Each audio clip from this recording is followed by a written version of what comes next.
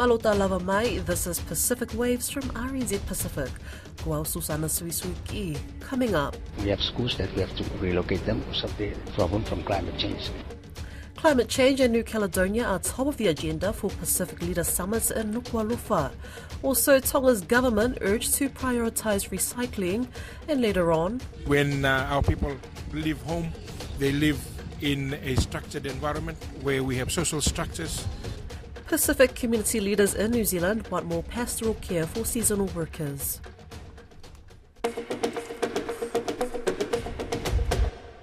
Despite pouring rain and an earthquake, the 53rd Pacific Islands Forum Leaders Summit is officially underway in Tonga. Each year, the Pacific Islands Forum Leaders Summit hosts 18 heads of state who make big decisions about issues facing the region together as a Pacific family. Lydia Lewis is in Nuku'alofa. There's heavy rain here in the kingdom, but inside Tonga High School, the warm and soothing sound of Tonga's famous brass band brought tears to the eyes of proud Tongans and guests alike. But on the sidelines, the political crisis in New Caledonia is already dominating the agenda. Samoa's Prime Minister Fiame Naomi Matafa told media a resolution is needed. The arrangements with the French administration and the local New Caledonian, they need to coordinate, I think, a bit more. But we're very keen to see a good resolution for the Kanaks. Kiribasa's head of delegation, Education Minister Alexander Teabu, made it clear both West Papua and Kanaki New Caledonia are part of the Pacific. We are lucky we got our independence here. But as you know, we are distributed on this planet, and these are the lines that we go on. Us, we are Pacific Islanders, as this is the PIF. Tuvalu's Prime Minister Feleti Teo, however, was more reserved on the issue. Once the visit to New Caledonia happens, that will place us in a better position regionally to decide on what is the best course forward.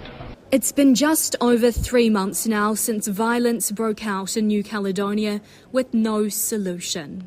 This is how it is. New Caledonia is France, and New Caledonia is a French territory. This is legal. This is international public law. We must understand once and for all that New Caledonia is not France. We are in a process of decolonization. While France's election drags on and leaders squabble, this Kanak youth says people on the ground are suffering. They need an answer from all the politics and institutions. Other people, they are looking here for food, looking for what is my future because I lost my job. From every side, Kanak side or European side, it's the same thing. He says people are losing hope. Also on the agenda, the climate crisis. Kiribasa's head of delegation says the cost of sea level rises in the millions each year. Like me, I'm the Minister of Education. We have schools that we have to relocate them because of the problem from climate change. On top of that, as you know, Kiribati is a very scattered island. Other top priorities include addressing the seasonal worker brain drain, freer travel around the Pacific, making it easier for Pacific nations to access climate finance to prepare for disaster, human rights abuses in Indonesia's West Papua, and deep-sea mining, something Palau's president has been very vocal about in the past.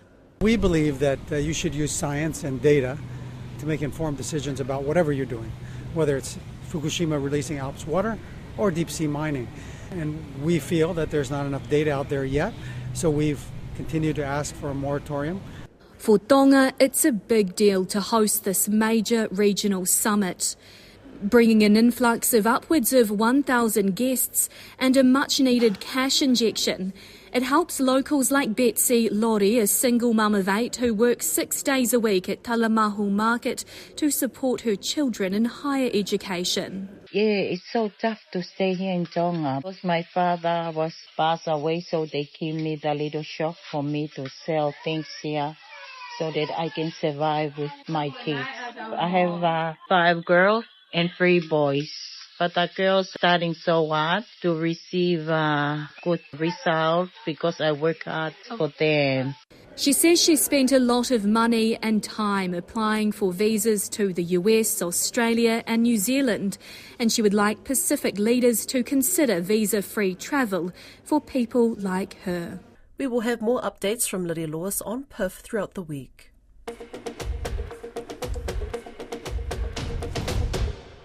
The Tonga government is being urged to prioritise educating people in the kingdom about the importance of recycling. According to the Tonga Recyclers Association, there is an accumulation of over 30,000 scrap vehicles or end-of-life vehicles on the main island of Tongatapu. The association's president, Simone Vuki, says this number continues to climb with more and more cars being imported every year, which has negative consequences for the environment.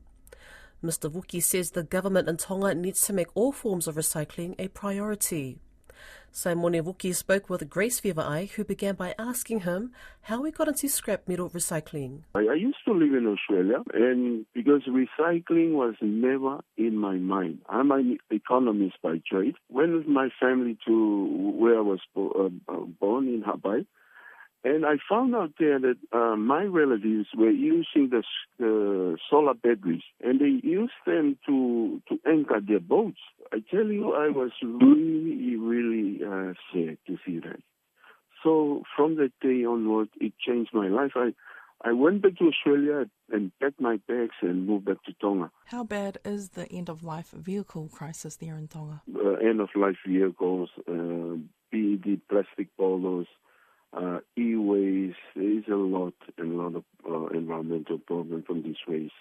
When I met the people from around the Pacific, it's the same problem all over. I think it's a matter of being proactive and leadership. If you just sit around and watch it and do nothing, then something move. It won't move. But I believe what we are doing now, we are focusing on collecting the end-of-life vehicles. We continue to send the metal that we can send, scrap metal, to Australia. You're storing all the vehicles on your land. Are you getting any assistance at all from government or any other agencies to help you? So far we can lead assistance from government on the end-of-life vehicles and the scrap batteries. With a Coca-Cola project, they will fund everything, which is good. It's going to help us a lot. But like I said, there's little to no assistance on the two big projects that we are currently running. It's been running for the last 5 years. But I think Tonga is worse because recycling is not a priority for our government. It's not taught in schools, but we are trying our best at Tonga Recyclers Association to instill a new, to change the mindset of our people and to treat recycling as one of the priority that we can help our environment with.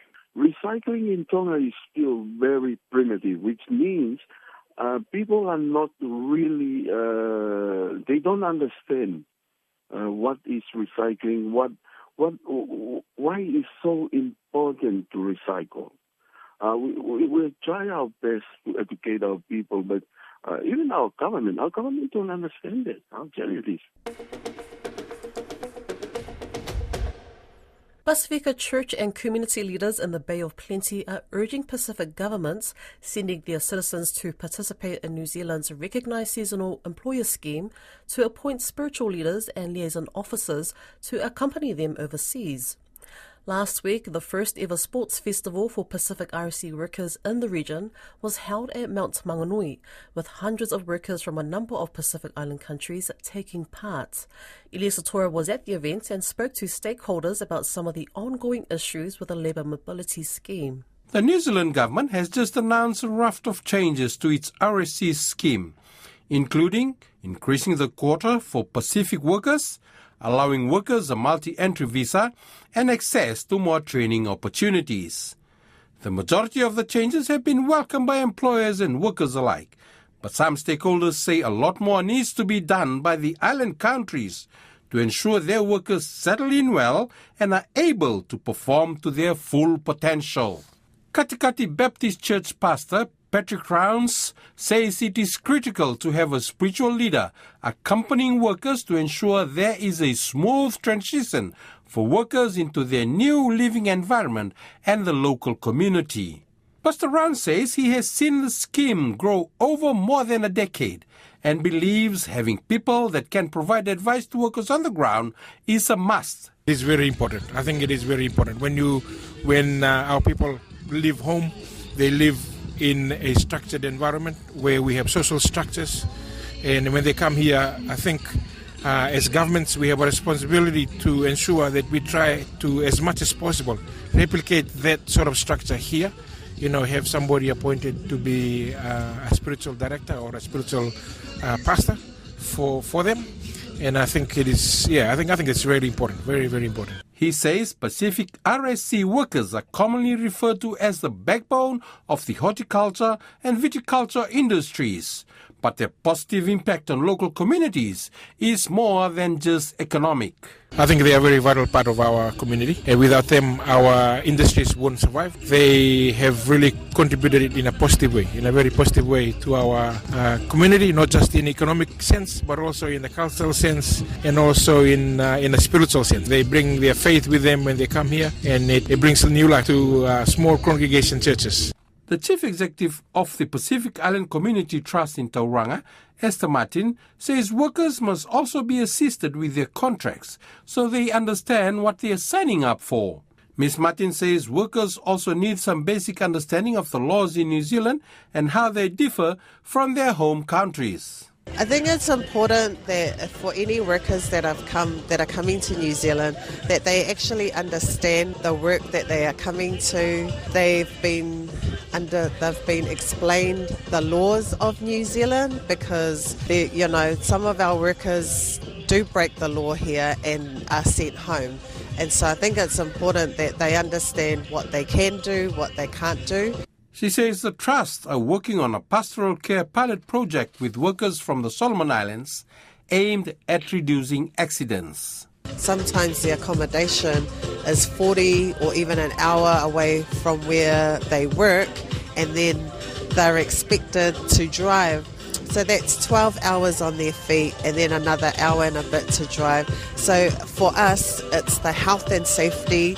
It's to eliminate the risk of any injuries or any accidents. The Human Resource Manager at Kiwi Fruit Management and Operations Outfit, DMS Pro Grower, Rachel Trimble, says they also facilitate community engagement activities for workers, many of whom they know are missing their families back home. COVID was probably one of the biggest challenges, I think. I know some of the Tuvalu teams were here for up to 3 years because they just couldn't get home. So that distance from their family is a real struggle, and we're very conscious of that at DMS, and we try and do some day outings and things like that just to connect them with the community a little bit more, because that is what they miss when they're over here.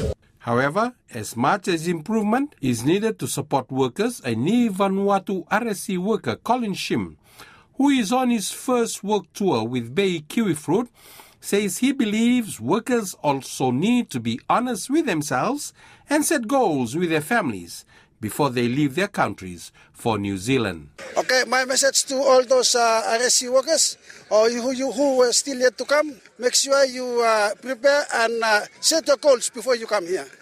Most of us didn't set their goals while they're coming, they go back doing nothing. So if you set your goals, don't change your goal when you came to New Zealand, because lots of things happening, lots of things to buy, good things and bad things. So when you set your goals with your family, make sure come back to New Zealand and work, do what you are setting your goals to do. That's Pacific Waves for today. For all episodes, head over to rnz.co.nz/Pacific. We're also on Spotify, Apple and iHeartRadio. From myself and the RNZ Pacific team, tō whā soifua.